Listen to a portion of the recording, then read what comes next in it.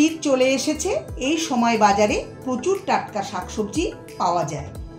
আজ আমি মূলো আর মূলোর শাক দিয়ে দারুণ একটা রেসিপি আপনাদের সঙ্গে শেয়ার করব। এটা খুবই হেলদি আর সুস্বাদু। নমস্কার বন্ধুরা, রিমির বাঙালি রান্নাঘরে আপনাদের সবাইকে স্বাগত। রেসিপিটা ভালো লাগলে লাইক, কমেন্ট, শেয়ার করার অনুরোধ রইল। তো চলুন শুরু করি রেসিপি। এখানে আমি 4টে মাঝারি সাইজের মূলো আর মূলোর শাক নিয়ে নিয়েছি। সবার প্রথমে শাক ভালো করে ধুয়ে কেটে নেব। 2টো মূলো সরিয়ে রেখে দেব আর 2টো মূলো কেটে নেব। দেখুন, শাকের শক্ত ডাটা কেটে ফেলে দিয়ে শাক এরকম মিহি করে কেটে নিয়েছি। এরকম করেই কিন্তু কাটতে হবে। 2টো মূলোর খোসা ছাড়িয়ে নিয়ে এরকম ছোট টুকরো করে কেটে নিয়েছি। আর তার সঙ্গে একটা মিডিয়াম সাইজের আলু নিয়ে মাঝারি টুকরো করে কেটেছি। গ্যাসে কড়াই বসিয়ে 2 টেবিল চামচ সর্ষের তেল দিয়ে দিচ্ছি। তেল ভালো করে গরম করে এর মধ্যে দিয়ে দিচ্ছি 1/2 চা চামচ গোটা জিরে। এখন এই জিরেটাকে 30 সেকেন্ড ভেজে এর মধ্যে দিয়ে দেব 1 চা চামচ রসুন কুচি, 1 চা চামচ আদা কুচি আর দেব 2-3টে কাঁচা লঙ্কা ছোট টুকরো করে কেটে। এখন লো ফ্লেমে এগুলোকে একটু ভেজে নেব। রসুন, আদা, কাঁচা লঙ্কা হালকা ভাজা হলে এর মধ্যে একটা মিডিয়াম সাইজের পেঁয়াজ মিহি করে কুচিয়ে দিয়ে দিলাম। আপনারা পেঁয়াজ পছন্দ না করলে নাও দিতে পারেন। এখন হাই ফ্লেমে পেঁয়াজ হালকা করে ভেজে নেব। পেঁয়াজ বেশি ভাজবো না, পেঁয়াজের কালার চেঞ্জ হওয়া পর্যন্ত পেঁয়াজ ভেজে নিতে হবে। আপনারা চাইলে পেঁয়াজ লম্বা লম্বা করেও কাটতে পারেন। পেঁয়াজের কালার চেঞ্জ হতে শুরু করলে এর মধ্যে কেটে রাখা আলু দিয়ে দেব। এখন এই আলুটাকে 1 মিনিট মিডিয়াম ফ্লেমে ভেজে নেব। এবার এর মধ্যে কেটে রাখা মূলো দিয়ে একটু নেড়েচেড়ে মিশিয়ে দেব।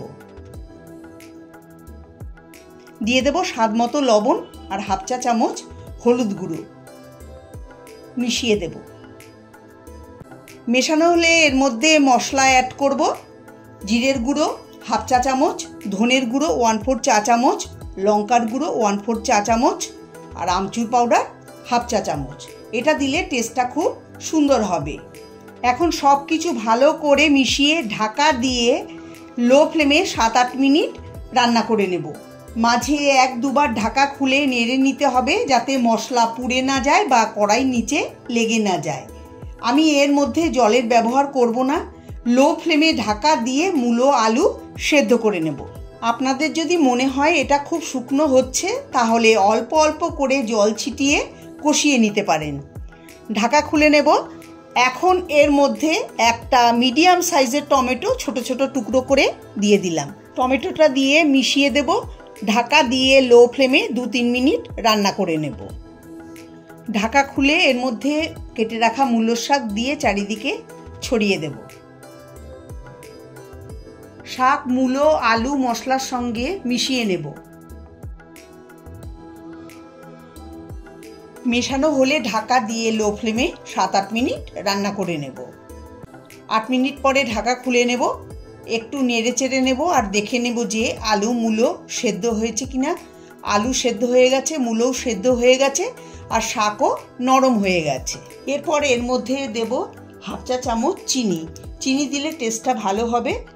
এখন 1-1.5 মিনিট সময় ধরে চিনিটাকে মিশিয়ে যেতে হবে লো ফ্লেমে। চিনি যখন পুরো গলে যাবে আর শাক সুন্দরভাবে আলু মূলোর সঙ্গে মিশে যাবে তখন গ্যাসের ফ্লেম বন্ধ করে গরম গরম সার্ভ করে নেব।